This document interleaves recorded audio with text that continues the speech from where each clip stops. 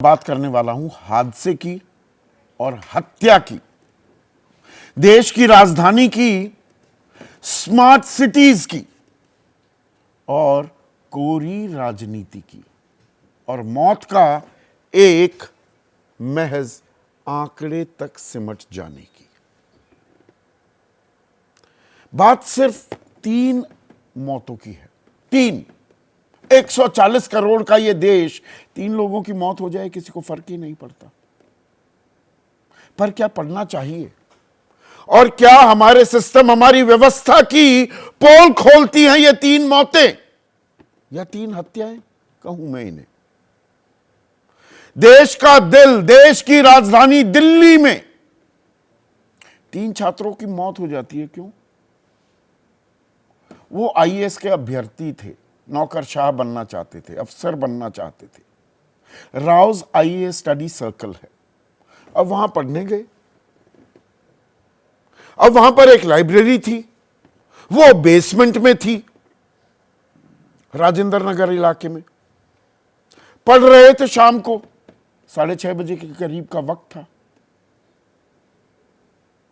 अब बारिश का मौसम है, पानी भर जाता है जी, सामान्य सी बात है। हर साल बारिश होती है तो हम मीडिया वाले सबसे पहले अपने कैमरामैन को भेज देते हैं, आईटीओ चले जाओ, मिंटो रोड ब्रिज पर चले जाओ, कैमरा लगा दो, वहां पर तैरती हुई बसें दिखेंगी ही दिखेंगी। इट्स अ नॉर्मल रूटीन, सामान्य सी बात है। मुंबई में हर बार बरसात होगी तो पानी भर जाएगा, कुछ लोग मरेंगे, किसी को करंट लगेगा, कोई मैनहोल में चला जाएगा। पुणे में इस बार गाड़ियां बह रही थी। मैं गांव देहात की किसानों की, ग्रामीण इलाके की तो बात ही नहीं कर रहा। या असम जलमग्न हो जाता है, पटना, बिहार, बाढ़ग्रस्त इलाके, वहां पर वो तो देखे ही जाते हैं, भर भराकर पुल टूटते रहते हैं। 59,000 करोड़ रुपए दिए गए हैं पुल बनाने के लिए, पर जो टूट जाते हैं उनको बचाने के लिए भी कोई प्रावधान किया गया क्या? ये सवाल मैंने पूछा था।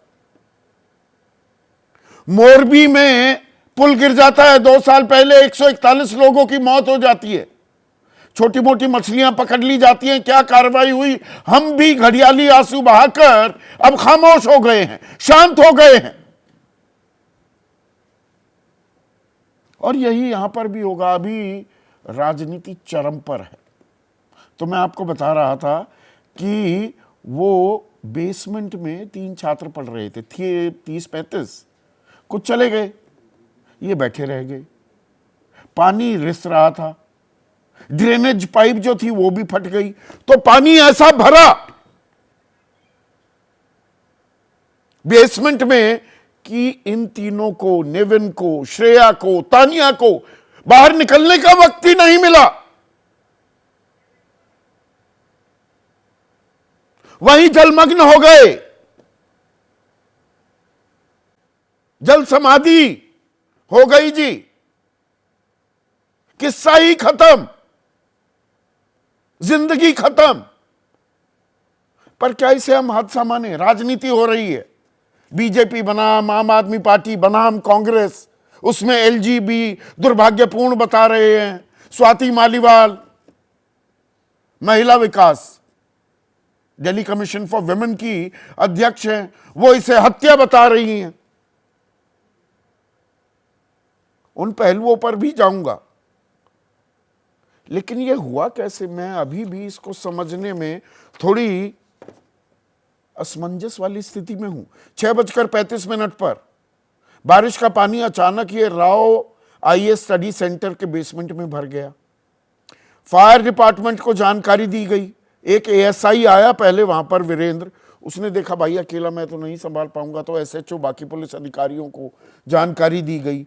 फिर फायर डिपार्टमेंट वो 7:10 तक पहुंचा, उनसे भी पूरी बात नहीं बनी। तो फिर एनडीआरएफ की टीम आई 9 बजे, बिजली काट दी गई थी, तो पहली बॉडी रात 10:40 पर निकाली गई। दूसरे छात्र का शव पार्थिव शरीर 11:10 पर और तीसरी बॉडी 1 बजे निकाली। क्या कमाल का कोऑर्डिनेशन है। हम विकसित भारत का संकल्प लेते हैं, हम कह रहे हैं 5वीं सबसे बड़ी अर्थव्यवस्था हम बन गए हैं, तीसरी बन जाएंगे। दुनिया में हमारे रुतबे का डंका बज रहा है। अब ये डंका कैसा? देश की राजधानी दिल्ली, वहां पर ऐसे इंतजाम हैं। और ये क्या इंतजाम है? 4 दिन पहले ही 23 जुलाई को 4 किलोमीटर की दूरी पर ही राजेंद्र नगर से 4 किलोमीटर दूर पटेल नगर में एक यूपीएससी अभ्यर्थी की करंट लगने से मौत हो गई। पानी में करंट था, मेट्रो वगैरह कुछ पकड़ रहा था वो। ये जब दिल्ली का हाल है, बाकी देश का हाल क्या होगा? 100 स्मार्ट सिटीज बनाने की बात की थी, दिल्ली ही स्मार्ट नहीं बन पा रही, बाकी स्मार्ट सिटीज का तो क्या अंजाम हुआ होगा। और हैं कहां वो? उनकी बात हम भूल गए। नारे गढ़ने में हम एक्सपर्ट हैं। 2-2 आदर्श ग्राम भी लेने थे सांसदों को, कहां गए? खबरें आती है कानपुर में कोई महिला निकली है बाजार में, उसके ऊपर ई रिक्शा चढ़ जाता है। वो 80 के दशक में एक फिल्म आई थी हादसा। ये मुंबई शहर हादसों का शहर है, देश ही हादसों का देश हो गया है क्या? कहीं भी जान की गारंटी बची ही नहीं है क्या? अब छात्र गला फाड़कर चिल्ला रहे हैं, नारेबाजी कर रहे हैं। उनका आक्रोश स्वाभाविक है, होना चाहिए, पर इसका कुछ नतीजा भी निकलेगा क्या? हम जानकर अनजान बने रहते हैं क्या? इंसानी जान की कीमत ही नहीं है क्या? कड़वा सवाल है, पर इसकी वजह है, मैं क्यों पूछ रहा हूं। अब आपके सामने 2023 दिल्ली हाई कोर्ट के सामने एमसीडी के DFS, Delhi fire service branch की एक रिपोर्ट क्या कहती है? दिल्ली में 583 स्टडी सेंटर्स जो हैं, उनमें से सिर्फ 67 के पास, लगभग 13% के पास ही फायर सेफ्टी सर्टिफिकेट है। चल रहे हैं जी धड़ल्ले से। 461 कोचिंग सेंटर फायर और दूसरे सर्टिफिकेट्स के बिना चल रहे हैं।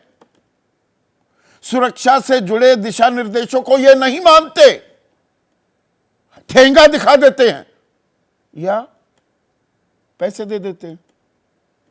ऐसे तो नहीं हो सकता ना। ये तो पूरी दुनिया जानती है, करोल बाग में बहुत सारे स्टडी सेंटर्स हैं, मुखर्जी नगर है, दिल्ली यूनिवर्सिटी से सटा हुआ इलाका, वहां पर हर जगह मतलब सेल लग रही है, मानो हर कोई आईएएस बनने को तैयार और बनाने को भी तैयार। सारी बिल्डिंगों में कोचिंग सेंटर्स की भरमार है। अब इनके रास्ते बेहद तंग हैं, ये सारी दुनिया जानती है। कई कोचिंग सेंटर्स के लिए एक ही सीढ़ी है, कोई वैकल्पिक रास्ता नहीं। जरूरत से ज्यादा भीड़ होती है, एक कमरे में तय मानक से ज्यादा छात्र वहां पर बिठाए जाते हैं, पर किसी को कोई परवाह नहीं, किसी को कोई फर्क नहीं पड़ता। धंधा बन चुका है ये धंधा। जनरल स्टडीज का जो कोर्स है उसके लिए 1,75,000 रुपए लिए जाते हैं, ऑप्शनल के लिए 55,500, सी सेट के लिए 18,500, कुल 2,49,500 और 90,000 रुपए टेस्ट सीरीज के साथ कुल मिलाकर लगभग 3,40,000 रुपए एक छात्र से ये ले लेते हैं। मां बाप अपने पसीने की गाड़ी कमाई देने को तैयार हो जाते हैं, सपने को चेज कर रहे होते हैं, and they come crashing down. अब ऐसे में जिम्मेदारी की बात, सबसे अहम सवाल, जिम्मेदारी किसकी? सरकार किसकी है? दिल्ली में आम आदमी पार्टी की। पहले एक बहाना यह भी था कि एमसीडी, वो तो 15 साल से जी बीजेपी काबिज थी और इस पर जमकर राजनीति होती थी, जिम्मेदारी तय ही नहीं होती थी। यहां तो सीधे सीधे जिम्मेदारी है। एमसीडी भी आपकी और दिल्ली सरकार भी आपकी, पर मुख्यमंत्री तो जेल में है। सरकार कौन चला रहा है ये किसी को पता ही नहीं।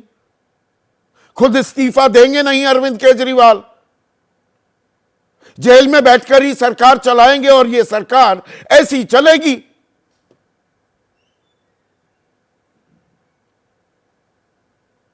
तो जिम्मेदारी किसकी तय होगी? कोई जिम्मेदारी लेगा भी क्या? और दिल्ली जो अखाड़ा बना हुआ है, एलजी की उनकी ताकतें लगातार बढ़ाई जाती हैं। वो सिर्फ अड़ंगा देते ही दिखाई देते हैं दिल्ली सरकार के काम में। तो जो जनता ने सरकार चुनी है उसकी जवाबदेही, जिम्मेदारी तय नहीं हो पाती, दूसरा कोई काम कर रहा होता है और रायता फैल जाता है। आदमी सर खुजलाता रहे कि दिल्ली में हो क्या रहा है।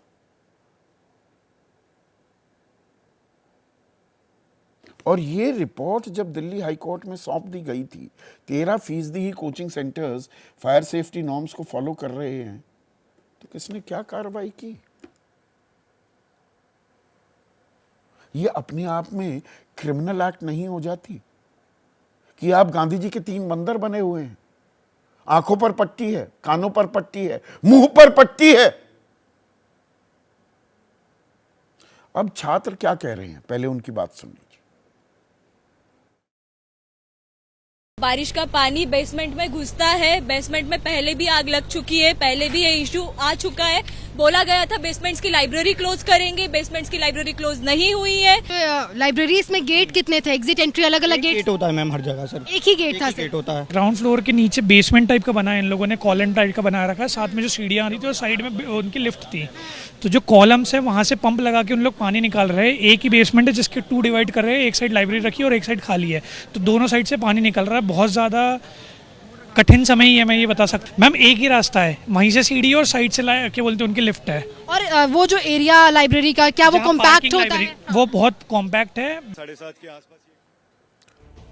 तो पता सबको था, किसी ने कोई संज्ञान नहीं लिया। अब प्रियंका गांधी वाड्रा कहती है यह आपराधिक और गैर जिम्मेदाराना है, इसकी जवाबदेही तय होनी चाहिए। बांसुरी स्वराज नई सांसद बनी है, वो कहती हैं हादसे के लिए स्थानीय विधायक दुर्गेश पाठक की आपराधिक लापरवाही जिम्मेदार है, ये स्थानीय इसे बनाते हैं, या ये एक सिस्टम का फेलियर है। और सिस्टम के फेलियर की बात आएगी तो मोरबी हादसा भी वहां भी पूछा जाएगा, तो स्थानीय बना दीजिए किसी भी चीज को। अनुराग ठाकुर केंद्रीय मंत्री भी थे, अब सांसद ही हैं। उन्होंने कहा आपने दिल्ली का क्या हाल बना दिया, क्या यही है आपका झीलों का शहर? वाजिब सवाल है, लेकिन क्या स्मार्ट सिटीज भी बन गई? कदम ताल किए बिना एक दूसरे पर आक्षेप ही करते रहेंगे तो क्या स्थिति बेहतर बनेगी? ऐसे में आज का सीधा सवाल, 3 छात्रों की मौत का जिम्मेदार बताए दिल्ली सरकार कौन है? ये सवाल, और ये पहला सवाल है हमारा। और स्मार्ट सिटी वाली नीति और सड़क पर मरना नियति। सड़क पर, ट्रेन के हादसे होते रहते हैं, हर जगह हरी झंडी दिखाई जा रही है, वंदे भारत चल रही है, और वो खत्म हो जाती है सुरक्षा कवच नाम की कोई चीज ही नहीं है।